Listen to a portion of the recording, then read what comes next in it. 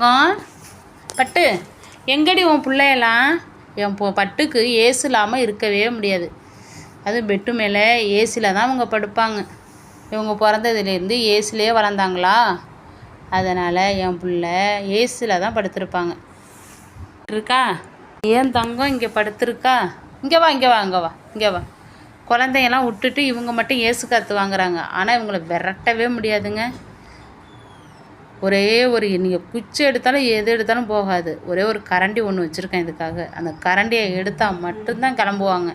இங்கே பாருங்கள் எவ்வளோ சொனக்காட்டத்தை பாருங்கள். காற்றுக்கு நல்லா ஜில்லுன்னு இருக்கும். எப்படி சொன்னங்கி எவ்வளோ ஸ்டைலாக படுத்துங்க பாருங்கள். பாவமாக படுத்து தூங்கியாச்சு, அவ்வளோதான். ஒரே சொனக்கம். உன் பிள்ளையெல்லாம் போய் கூப்பிட்டு வரல? என் பட்டை பிடிச்சிருந்தா லைக் பண்ணுங்கள்.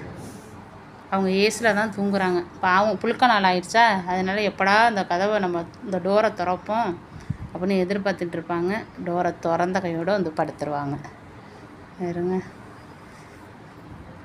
பூனையெல்லாம் அந்த மாதிரி இருக்குமான்னு தெரியல. இருங்க, நம்மளை ஏன்டா அம்மா கையை என்னடா பண்ணுற? என் கையை அணைச்சி பிடிச்சிக்குதுங்க. அதெல்லாம் கடிக்கவே கடிக்காது. என் தங்கப்புள்ள வாயில் வச்சா கூட கடிக்காது. பாருங்க, பார்க்குது, கடிக்காது.